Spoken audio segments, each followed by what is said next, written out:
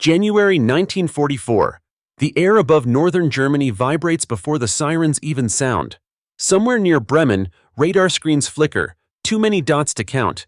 The operators call command. Massive formation inbound, same heading as last week. The voice on the other end sounds calm, rehearsed.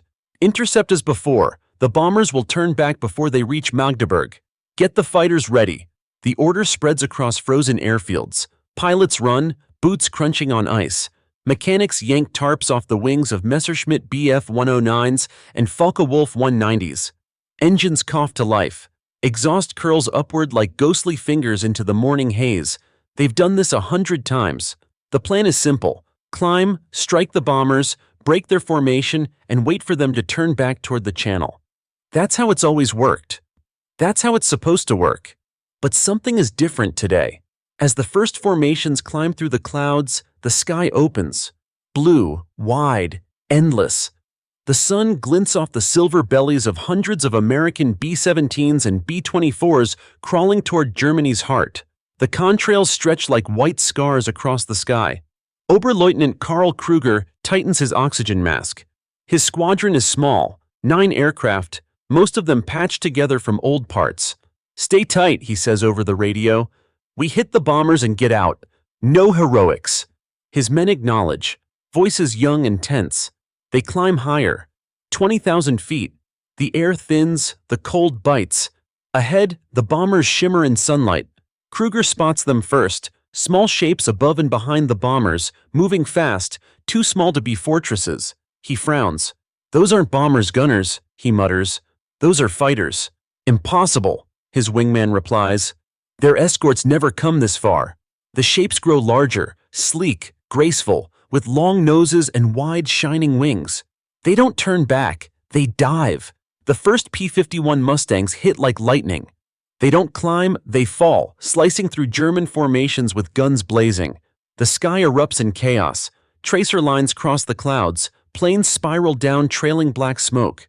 Krüger jerks his stick, dodging a burst that shreds the air beside him. His wingman disappears in a flash.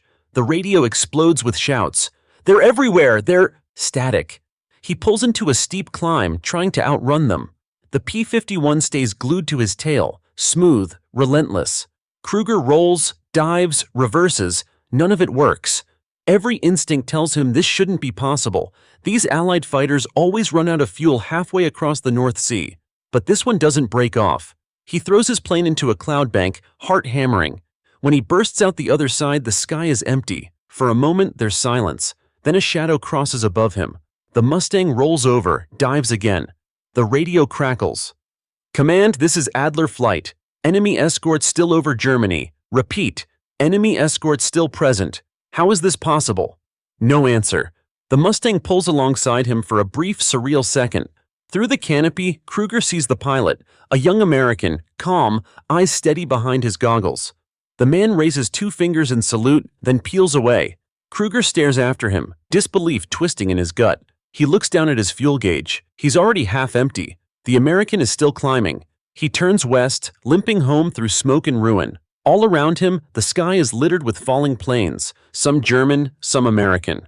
The contrails twist together, white on blue, until they look like veins of a dying sky. By the time he lands, the airfield is chaos. Mechanics pull pilots from burning cockpits. A lieutenant shouts for survivors. Krüger shuts down his engine, slides out, and stumbles onto frozen ground. His hands won't stop shaking. His commander approaches, face gray with disbelief. "What happened up there?" Krüger swallows hard. "They didn't turn back." The man blinks. "What?" "They stayed. All the way in. And when we ran out of fuel," he looks toward the western sky, still streaked with contrails. "They were still up there." That night, Krüger writes a single line in his flight log. "They flew from England. They fought over Germany, and they didn't need to go home." The next morning, intelligence confirms what no one wants to believe. The Americans have a new escort, one that can cross the channel, fight over Berlin, and still return to base. The pilots give it a name whispered with dread, the Long Wing. But its real name spreads faster, P-51 Mustang. And from this day forward, no one in the Luftwaffe sleeps easily again. The next morning, the hangars smell of fuel and fear. Snow still dusts the frozen runway at Oldenburg as ground crews drag shattered Messerschmitts from the landing strip. The mechanics don't speak, they've seen it before, but never like this. Krüger sits on a crate near his aircraft, gloves off, fingers trembling from the cold. His squadron lost 5 men yesterday, 3 confirmed dead, 2 missing. They should have been safe once the bombers turned back. That was the rule of the war. But now the rules have changed. A messenger brings a paper from Berlin, an official Luftwaffe directive stamped in red. New American escort fighter confirmed. Long-range capability. Code name, Langstreckenjäger. Krüger reads it twice. Long-range hunter. He doesn't need translation. He's already met it. Later that day, a briefing fills the air with cigarette smoke and denial. Colonel Weiss stands before a map covered in red lines. Intelligence believes these new escorts are a limited experiment, he says. They cannot be maintained in large numbers. Continue our tactics. Strike bombers before they reach the Ruhr. A young pilot raises his hand. Sir, what if they don't turn back? Weiss frowns. They will. Every aircraft has limits. Krüger almost laughs. Every aircraft does, except this one. The colonel ends the briefing with hollow optimism. We'll adapt. The Reich's Air Force always adapts. But outside, the men speak in whispers. They came from England, someone says. Followed the bombers for 6 hours. They can't have that kind of fuel. They can. 2 days later, the sirens wail again. Another raid, larger than the last. Krüger climbs into his cockpit, engine roaring, the vibration crawling through his bones. He glances at the photo wedged under the instrument panel. His wife, smiling in the sunlight. He can't remember what warm air feels like anymore. Adler flight ready, he radios. Taking off. The squadron lifts into the gray morning, wings slicing through low clouds heavy with snow. As they climb, he spots them again. The same silver shapes glinting in the distance, hovering just above the bomber formations like hawks guarding a flock. He tightens his grip on the stick. They're here. Engage? His wingman asks. Krüger hesitates. Yeah, but don't chase. Save your fuel. They dive. Tracers streak across the sky. For a few seconds, it feels like the old days. Speed, skill, control. He locks onto a bomber, fires, and watches an engine burst into flame. He pulls away, satisfied. Then his radio screams. Behind you! He rolls instinctively. A Mustang flashes past, its guns flaring. The sound isn't a crack, it's a deep, tearing growl that shakes the airframe. He spins, desperate, and spots it banking into a perfect climb. He tries to follow. The climb is too steep. His 109 groans in protest, the engine coughing. The Mustang doesn't slow. It climbs until it vanishes into the sun. Krüger exhales through clenched teeth. Langstreckenjäger, he whispers. Back at base, fuel trucks rumble between hangars. The smell of gasoline is thick enough to choke. Command has ordered an immediate refit. Extra tanks for the interceptors, new tactics for extended range. But there's no real plan. Germany is running out of fuel, pilots, and time. That evening, Krüger joins the mess hall, where the conversation buzzes like static. The younger men speak of the new enemy with fascination as much as fear. They escort the bombers to Berlin now, one says. The whole way. Another laughs nervously. Then they chase us back to our own bases. I saw one over Kassel at dusk. At dusk? Someone repeats.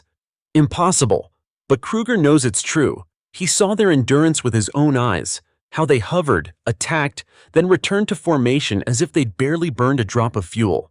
In the early hours of the next morning, he can't sleep. He walks along the runway, his breath ghosting in the dark. The stars overhead shimmer faintly, mirrored in the thin layer of frost covering the airfield. Somewhere above those stars, he imagines the Americans already circling, waiting for daylight. He stops beside his Messerschmitt and rests a hand on its cold metal skin. The aircraft is scarred, patched, weary. Like him. For the first time, he admits the truth to himself. We can't win the sky anymore. The war will go on, yes. The orders will keep coming. But something has shifted. Something invisible yet final.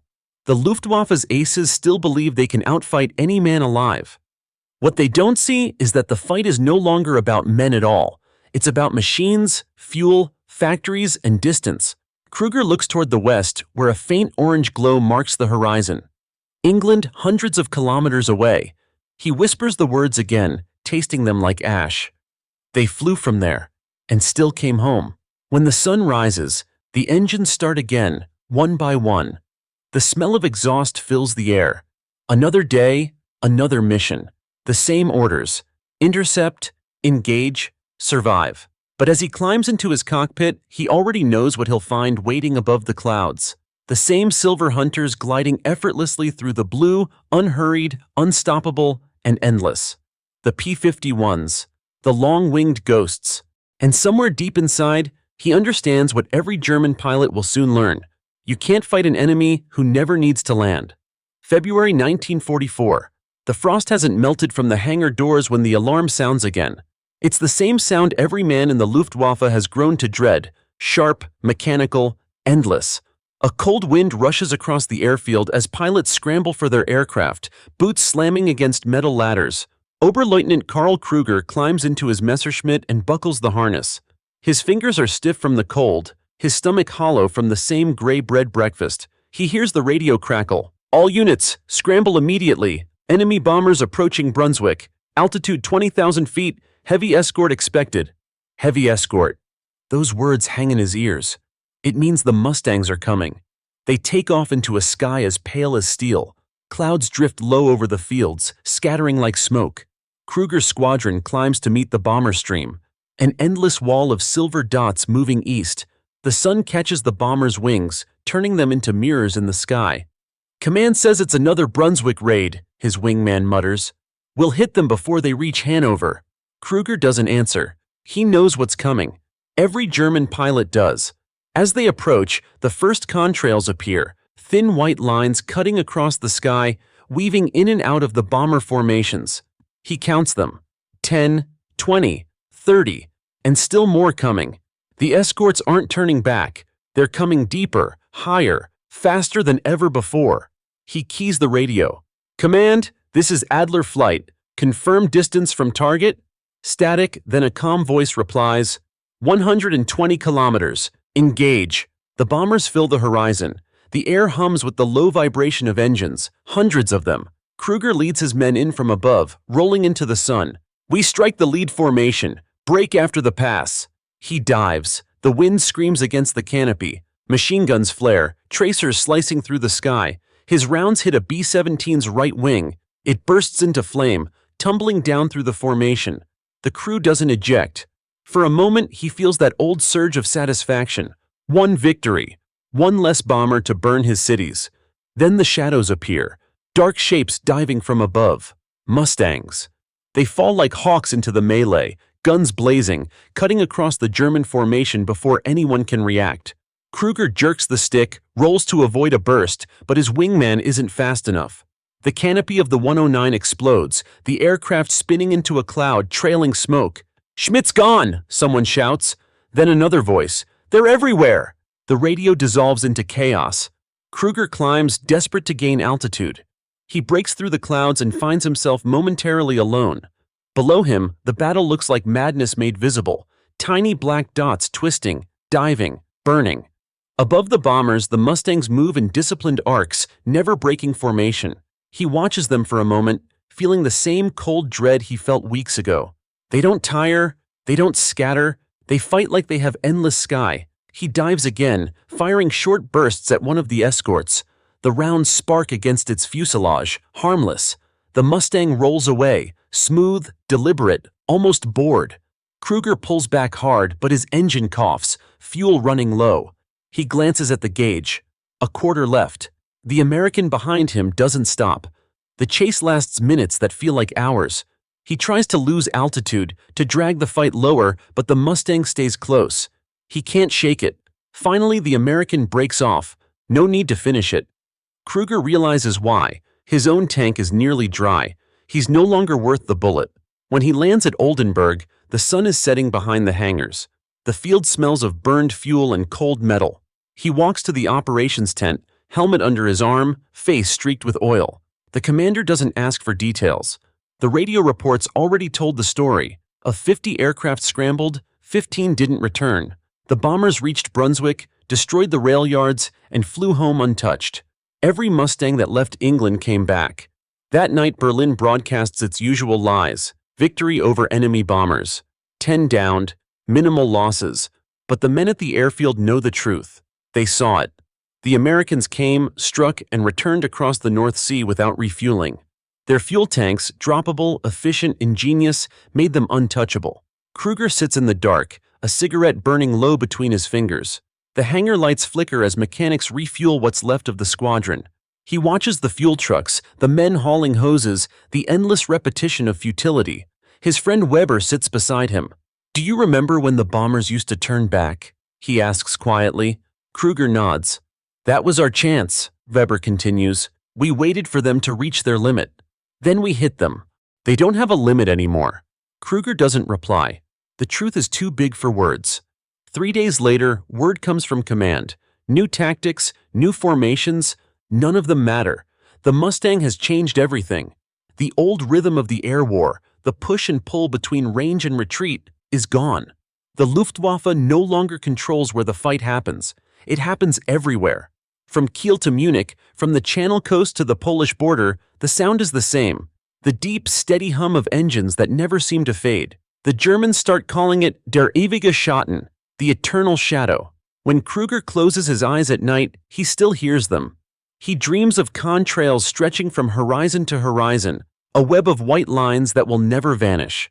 The next morning, as he straps into his aircraft again, a single thought runs through his mind. The war in the air has turned. We just haven't admitted it yet. And when he climbs into the dawn, he can already see them waiting.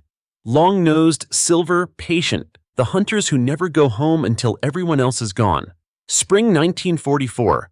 The rain hasn't stopped in days, but inside the aircraft factories of Britain and America, the world hums with purpose.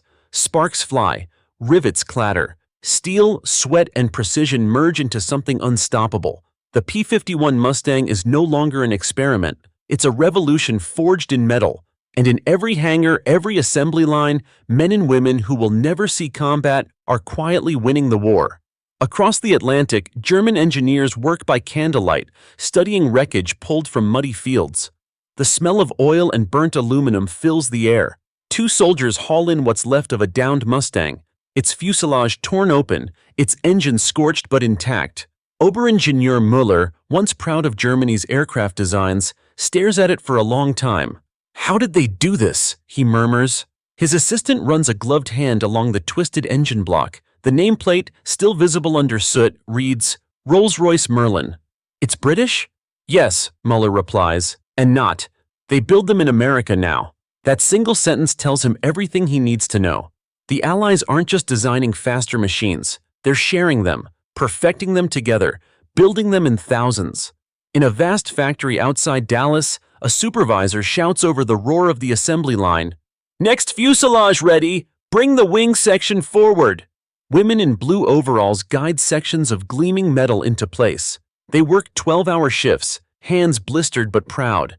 A radio plays faint jazz over the machinery. Each Mustang rolls off the line like clockwork, polished, tested, fueled, and flown. The smell of hot paint and oil hangs thick in the air. A sign above the exit reads, "Every hour counts. Every plane saves lives." The contrast with Germany couldn't be sharper. At the same moment in Stuttgart, German factories sit half-silent. Power cuts roll across the city. Allied bombers have shredded the rail network, leaving half-finished airframes stranded in warehouses. Workers labor in fear, glancing at the ceiling each time they hear engines overhead. Muller sketches on a clipboard by lantern light. "If we could build something with their efficiency," he mutters. "But we can't. Aluminum is scarce. Fuel scarcer still. Skilled machinists have been drafted into combat. Every design that leaves his desk feels like a relic before it's finished." Outside, anti-aircraft guns rumble in the distance. His assistant pauses mid-sentence. "Another raid?" Muller shakes his head. "Another factory gone, probably. Another miracle delayed." Across the channel, engineers at North American Aviation make the breakthrough that changes the war. They take the P-51's American airframe and merge it with the British Merlin engine. The result? A sleek Predator that can fly farther, climb faster, and dive harder than anything the Luftwaffe can field. The test flights astonish even the pilots. One of them, a young captain from Illinois, writes home, "It feels alive. It climbs like it wants to touch God. If we had this a year earlier, the war would be over by now. The engineers nod, tired but proud. They've done more than build a fighter. They've changed the geometry of war. In Germany, the news arrives like a ghost. Reports describe a new version of the Mustang, longer range, higher altitude, deadlier armament. Command refuses to believe it. Propaganda, one general scoffs. No piston engine can fly that far. But the pilots know better. Krüger's squadron faces them every week. The new Mustangs climb higher, stay longer, and hit harder than before. During one interception, he sees it himself. Mustangs escorting bombers over Leipzig, 6 hours from England. They don't just defend, they hunt. They dive out of the sun, guns blazing, and vanish before the German fighters can even regroup. Krüger lands with fuel fumes in his tank, his nerves shot to pieces. In the debrief tent, an officer shows him reconnaissance photos. Mustangs parked on newly captured French airstrips. They're building bases closer now, the officer says. Soon they won't even need to fly from England. Krüger doesn't respond. He understands the truth. Even if they were forced back to London, they'd still reach Berlin. Meanwhile, Allied intelligence celebrates. Reports flood in. Fuel depots destroyed, trains annihilated, airfields left in ruins. The Mustang's success is mathematical. Production speed, range, endurance. At a London briefing, an American officer explains it simply. Every plane we build, every liter of fuel we deliver is a bullet in the air war. The Germans have aces. We have factories. It's a statement as cold as it is true. By June, the first Mustangs with external tanks cross the entire European continent. They escort bombers from England to Poland and back again. The Luftwaffe's last advantage, short-range dominance, is gone. Krüger listens to the reports and feels something strange. Not fear this time, but awe. He remembers his own training, the pride of German engineering, the belief that precision alone could win wars. Now, as the rumble of distant engines fills the air once more, he finally understands what they're fighting against.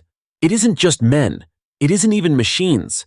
It's an idea that can cross oceans and never run out of fuel. That night, in his logbook, he writes a single sentence underlined twice. The enemy builds faster than we can think. When dawn comes, the clouds above Germany are already full of silver wings. And somewhere in that endless sky, the miracle of engineering is turning every sunrise into a warning. Summer 1944. The sky above Germany no longer belongs to the Luftwaffe. It belongs to the endless hum of engines, to the steady rhythm of Mustang squadrons that never seem to tire. Every morning, the sound starts before sunrise, the dull, distant thunder of aircraft coming in from the west, and every night it fades only after the last contrails vanish beyond the horizon. For the German pilots, there are no more safe hours, no time to regroup, no time to breathe. The hunters are always there. At an airbase outside Hanover, Krüger stands beside his Messerschmitt, watching fuel trickle into its tank from a battered drum. The fuel is low grade now, half synthetic, thick and uneven. It fouls the engines after just a few hours. Mechanics curse under their breath, tightening bolts with hands blackened by soot. A staff officer arrives in a muddy car carrying new orders. Effective immediately, he reads, all remaining squadrons are to focus on defending critical industrial zones, synthetic fuel plants, steelworks, and rail hubs. Krüger glances at the others. They all know what it means. The factories they're supposed to protect are already half destroyed. How many planes do we have left? Someone asks. The officer doesn't answer. The aces are dying. Men whose names once inspired legends, Hartmann, Barkhorn, Rahl, still fight, still score victories, but the glory is gone. For every Mustang they shoot down, 3 more rise from the clouds. The sky itself has turned into a factory floor, churning out American wings faster than the Germans can bury their dead. Krüger's new wingman, barely 19, shakes as he tightens his gloves. They say these new ones carry music with them, he says quietly. Music? Krüger frowns. He nods. The Americans, the radio, they play it while they fight. Krüger forces a smile. Then maybe they can dance their way home. He doesn't tell the boy the truth, that most of them never get close enough to even hear it.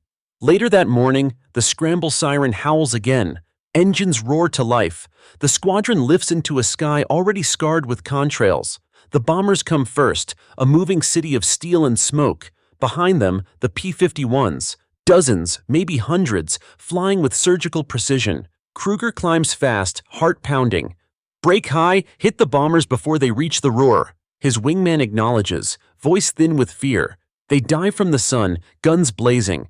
A burst of tracers rips through a B-24's wing, and for a second the sky fills with fire. Then the escorts strike back. The Mustangs descend like avenging angels, formation perfect, their wings cutting through sunlight. The air becomes chaos again, shouting, explosions, smoke and flame. Krüger spins hard left, a Mustang chasing him through a cloud. He banks sharply, pulling a move that saved him 100 times before.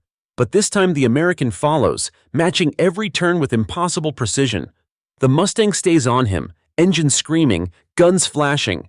"Fuel low!" his wingman shouts over the radio. "Break off!" Krüger orders, but it's already too late. The young pilot's voice cuts off mid-sentence. A plume of black smoke blossoms far below. When Krüger lands that evening, the runway is half empty. The hangars look like open graves. An officer meets him with a clipboard. "Losses?" Krüger removes his gloves slowly. "All but 3. The officer nods, writes it down, and moves on. There's no grief left in the airfield anymore, just routine. He walks to the mess hall. The walls are covered with photographs, smiling faces, confident eyes, men who believed they'd live forever in the sky. Most are gone now, their names crossed out in red ink. A mechanic pours him coffee that tastes like metal and smoke. "You know," the man says quietly, "I used to think our aces were invincible." Krüger stares into the cup. They were, until the sky changed. That night, the airfield lies in darkness. No lights, no noise. In the distance, bombs rumble like distant thunder. Krüger lies awake in his cot, staring at the ceiling. He remembers the first days of the war, when Germany's air force ruled the continent, when their engines sang the song of victory. Now that song is gone, drowned out by the endless hum from the west. He turns his head toward the window. In the faint moonlight, he can see contrails, thin white scars stretching across the sky. Even at night, the Mustangs patrol.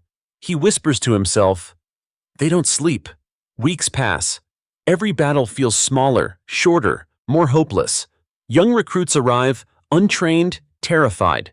They crash before they even meet the enemy. Krüger stops learning their names. He just teaches them how to climb, how to shoot, how to die quickly.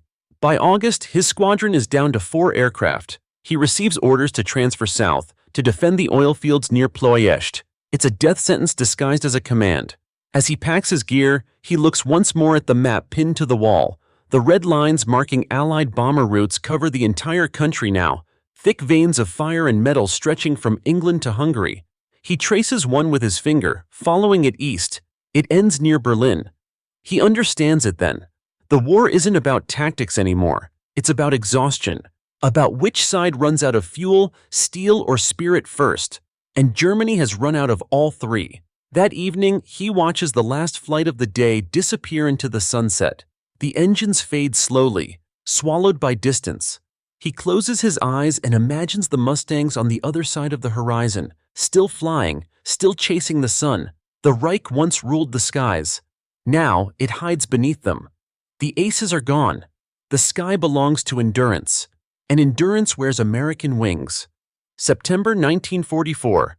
The air over Western Germany is clear, a deceptive calm stretched thin over exhaustion. Below, burned cities flicker like dying embers. The war is grinding toward its inevitable end, but in the sky it still burns hot. Quick, brutal, merciless. Oberleutnant Karl Krüger takes off from a rough strip near Kassel, his Messerschmitt trembling under his hands. He's flying with one working gauge, a half-frozen canopy, and a heart that beats too fast. The ground crews are gone, most of them reassigned to dig anti-tank trenches. He and the few men left still climb, still fight, even when there's nothing left to defend. "Adler flight climbed to 20,000, convoy of bombers heading east," the radio crackles. Static swallows the rest. Krüger glances down at his fuel gauge. Barely half a tank. It doesn't matter. There's no mission anymore except to slow the inevitable. He checks the horizon, clear blue, endless. He used to love this view. Now it feels like a tomb. At 20,000 feet, the contrails begin to form, thin white scratches across the sky. Far ahead, the bombers move like a living wall. Behind them, the shadows he fears most, the Mustangs. They're smaller, faster, and somehow always in the right place, He can spot them by the way they move, graceful, unhurried, confident. They don't need to climb. They're already where they want to be. Contact, multiple, 11 o'clock high, he says over the radio. Roger, his wingman replies. Orders? Krüger exhales. Same as always. Hit what you can. They dive into the bomber stream. Gunfire lights the sky. The roar of engines, the crack of flak, the metallic scream of bullets. It's a symphony of destruction. Krüger's cannons fire, and one bomber bursts into flame. He rolls, pulling hard, barely missing a collision with another. For a moment, he feels alive again. Then the escorts arrive. The first Mustang drops in behind his wingman. 2 short bursts. Gone. No parachute, no trace. Krüger jerks his stick, twisting into a cloud, every nerve alive. The Mustang follows. It's the same American he's seen before. The one with the red nose and the white stripes on the tail. Krüger doesn't know his name, but he knows his style. Precise, patient, relentless. They've met 3 times over the past month. Each time, Krüger escaped by inches. He pulls into a steep climb. The Mustang mirrors him. He dives toward the river. The Mustang follows again. The air tears around him, the sound so loud it's like the sky itself is screaming. Break off! Command's voice snaps through his headset. They'll outrun you. He ignores it. This isn't strategy anymore. It's survival. They race low across the landscape. Over forests, over shattered bridges, over the skeletons of towns. At 100 feet, the world blurs into streaks of gray and green. He banks hard, hoping to lose the American behind a ridge. It doesn't work. The Mustang stays locked on, its silver skin flashing in the sunlight. Minutes pass. The chase becomes something surreal. 2 machines bound together by fury and gravity. Every time Krüger climbs, the American climbs higher. Every time he dives, the American dives deeper. He feels the limits of his engine, the tremble of metal pushed past reason. He glances at the fuel gauge again. Almost empty. He tries one last trick. He cuts the throttle suddenly, pulling up into a tight roll. The Mustang overshoots slightly, a flash of silver streaking past. Krüger squeezes the trigger. The cannons roar. Tracers slice the air. A hit, a spark, maybe 2. But the Mustang keeps flying. It climbs again, smooth as ever. His own engine sputters. The needle drops to 0. He's out of fuel. He glides low, looking for a field, any field. The Mustang circles above him once, twice. Through the canopy, he can see the pilot clearly this time. Calm, focused, eyes sharp as glass. The American wags his wings, a silent gesture of respect. Then he turns west, climbing until he's just a dot in the sun. Krüger lands hard on a frozen stretch of grass. The Messerschmitt bounces, skids, and finally stops. The propeller spins to silence. He sits there for a long moment, helmet still on, the sound of his own heartbeat loud in his ears. He opens the canopy. The air smells of earth and oil and surrender. A farmer helps him push the aircraft into a barn. Did you get him? The man asks, eyes wide. Krüger shakes his head. No, he got me. That night, he sits beside the broken plane, staring up at the stars. Somewhere above him, the Mustangs are still flying, maybe over France, maybe already back in England. He wonders what it must feel like to fly without fear of running out of sky. He thinks of the American pilot, the one who could chase him across half a continent and still have enough fuel to go home. It's not hatred he feels anymore, it's awe.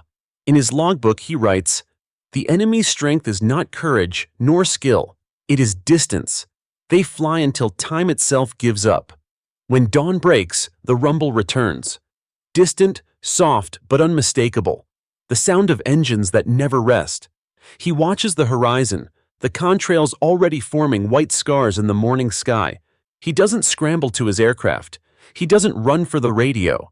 He just stands there, helmet under his arm, watching the endless procession of silver wings pass overhead. There is no anger left in him now, only respect, and the quiet realization that the chase is over, not just his, but Germany's, because the Mustangs have proven the one truth that no one in the Reich dared to believe. You cannot outrun something that never runs out of sky. October 1944. Germany is burning from the inside out.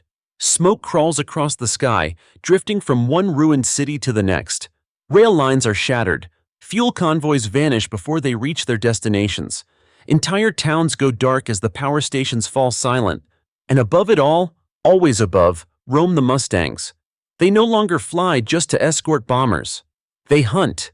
They search for movement, for anything that still breathes below. Their shadows pass over rivers, forests, factories, the ruins of once mighty cities. To the men on the ground, they look like vultures circling a carcass. To the pilots in the air, they feel like gods. Oberleutnant Karl Krüger's squadron now consists of 3 planes.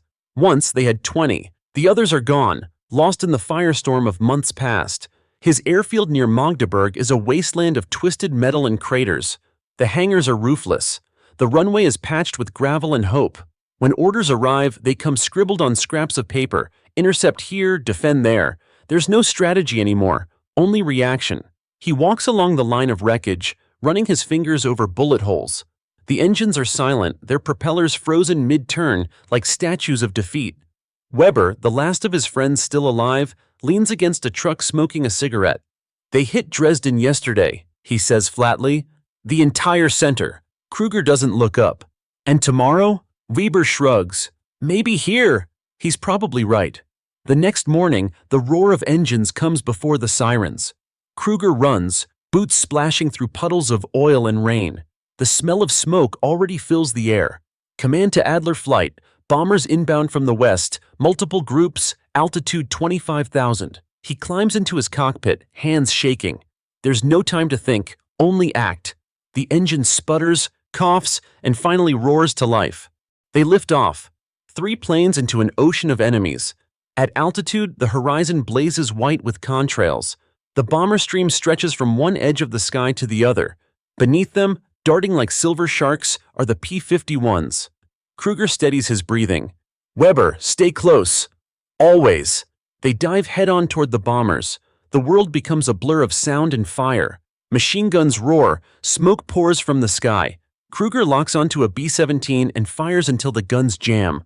The bomber bursts apart, wings folding, engines screaming. But then, the escorts. The Mustangs swoop down, elegant and merciless. Their tracers flash like lightning, their engines a deep, thunderous growl. One by one, the German fighters vanish in streaks of flame. Weber's voice breaks through the radio. "They're behind me!" "Pull left!" Krüger yells. "Brake now!" Static answers him. Then silence. He dives through the chaos, smoke and debris spinning past his canopy. The air shudders with explosions. He can't see the ground anymore, only the burning clouds. A Mustang flashes past, so close he can read the letters on its fuselage, HOW. He rolls hard, pulling out of the dive. His breath comes ragged, his vision blurred. Every muscle screams. The Mustang returns, circling him like a hawk. Krüger fires a desperate burst. It misses. The American climbs again, waiting. Not rushing, just waiting. The chase ends over the Elbe River. Krüger's guns are empty, his engine smoking. He levels off, exhausted, staring at the river below. The Mustang pulls alongside him. For a moment, they fly together. 2 pilots who understand the war better than anyone else. The American raises his hand in salute. Then he banks away, leaving Krüger alone in the sky. He lands back at the ruined base long after sunset. The airfield is quiet. No one comes to meet him. He kills the engine and sits in the dark cockpit, the metal still vibrating beneath him. In the distance, the city burns. Bright, endless, unstoppable. Later, he finds Weber's name added to the growing list nailed to the wall of the command post. He stares at it for a long time before turning away. The commander's voice cuts through the silence. Berlin has ordered all remaining squadrons to conserve fuel. No flights without authorization. Krüger laughs bitterly. "Fuel? They think that's what we're missing?" That night, he walks to the edge of the airfield. The wind smells of ash and autumn rain. He looks up. The stars are faint behind the haze of smoke, but the contrails are still there, thin white scars drawn by machines that never stop. He remembers when the Luftwaffe owned the night, when every Allied bomber feared the dark. Now the roles are reversed. Every German city glows like a target, and the Mustangs patrol above them like executioners. He kneels, picks up a handful of blackened soil, and lets it run through his fingers. The ground itself feels tired. In his logbook, he writes by candlelight, "There is no sky anymore. Only smoke. Only fire. We fight not for victory, but for proof that we still exist." By the end of October, Germany's air defense is broken. The bombers fly without resistance. Rail lines collapse. Cities vanish overnight. The Luftwaffe, once the pride of the Reich, is now a memory. Its wings clipped, its pilots ghosts. From the air, Allied reconnaissance photographs show nothing but smoke and silence. From the ground, Krüger sees something else, the slow collapse of a nation that once believed it could touch the sky. The Mustangs keep coming, their engines rolling like waves across a dying empire. He watches them pass overhead one last time. They look beautiful in the sunlight, sharp and silver, their wings glowing against the orange haze of the burning world. For a fleeting moment, he feels peace. The war above him is over, even if the one below isn't. The Reich is already ashes. The sky just hasn't caught up yet. March 1945. Winter is fading, but the cold remains. The wind that sweeps across northern Germany carries the smell of burnt fuel and defeat. What used to be proud air bases are now graveyards of twisted steel, engines without wings, wings without pilots, hangars torn open to the sky. The Luftwaffe, once feared across the world, is a shadow of its former self. The great eagles that once ruled Europe's skies have been grounded for good. And above the ruins, the sound continues, that endless hum of the Mustangs. Oberleutnant Karl Krüger walks across the cracked runway of what was once Fliegerhorst Fassberg. His boots crunch over frost and debris. Around him, a few mechanics work silently, scavenging parts from wrecks that will never fly again. He stops beside the burned frame of his old Messerschmitt. The wings are gone, torn away by flak or maybe desperation. The smell of oil still clings to it. He rests his hand on the cold metal. "They've moved the front again," a voice says behind him. It's the base commander, his uniform frayed, his eyes hollow. "The Americans crossed the Rhine this morning." Krüger nods. "So they're here." The commander doesn't reply. There's no point. He hands Krüger a slip of paper, his final orders. "You're to report to Berlin. There's talk of a new defensive unit. Jet fighters. The Me-262. Krüger almost laughs. "Jets? We can't even fuel the ones we have." But he salutes because habit is stronger than belief. The train to Berlin crawls through a landscape of destruction. Every village is smoke, every bridge collapsed. Fields are cratered, rivers choked with the skeletons of machines. Refugees march beside the tracks in silent lines, their faces gray with exhaustion. Through the shattered windows, Krüger watches the sky. Contrails cross above, white against the pale blue, the mark of the new gods of war. At a small siding, the train stops for fuel that never comes. Soldiers wander between cars, sharing the last of their rations. Someone hums a song from before the war, the melody trembling like the country itself. When the train finally moves again, the night has fallen. From a distance, Berlin glows red, not with light, but with fire. At Tempelhof Airfield, Krüger finds chaos. Air raid sirens scream constantly. Planes take off with half-empty tanks, pilots barely trained. Jet prototypes sit under tarps, engines missing, tools scattered. He reports to a colonel who looks too young to command. "You're Krüger?" "Yes, sir." "You flew in the West?" "From the beginning." The colonel nods, distracted. "Good. You'll train new pilots. We have volunteers." Krüger glances outside the hangar. The volunteers are boys, 15, maybe 16. They wear oversized uniforms and stare at the sky with terrified eyes. He feels something twist inside him. "Sir, they won't survive their first takeoff." The colonel doesn't look up from his papers. "Then teach them to die usefully." Krüger walks out without saluting. The next morning, Allied bombers return, wave after wave, their escorts cutting through the dawn mist like silver blades. The airfield erupts in chaos. Flak guns fire blindly. Pilots scramble into cockpits. The air smells of cordite and burning rubber. Krüger climbs into a trainer aircraft, an old patched FW-190, and takes off with two of the boys behind him.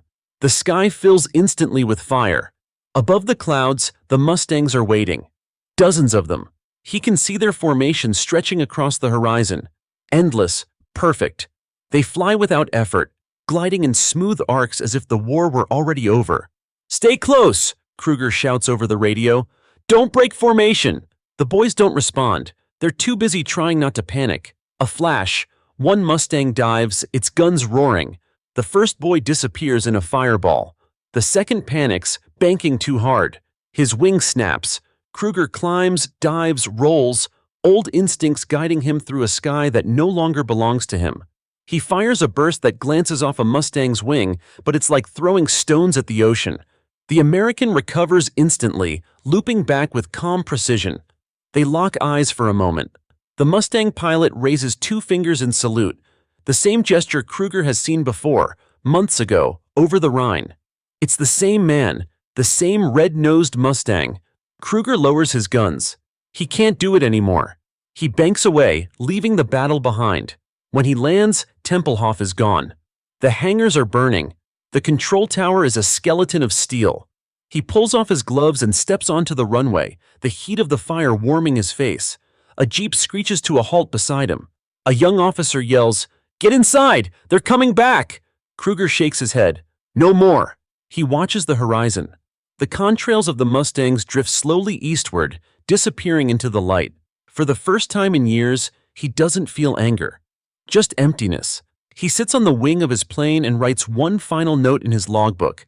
They own the sky now. We fought them with pride, with courage, with everything we had, but they were not fighting for the same thing.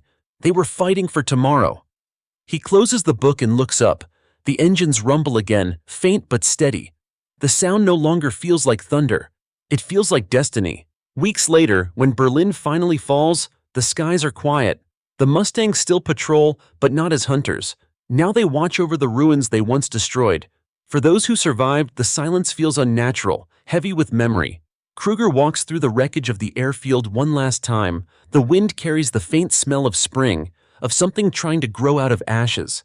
He looks up at the sky, so blue, so calm. It's the same sky that once burned, the same sky that took everything. And he realizes something simple, something final. The Luftwaffe may have fallen, but flight itself has survived.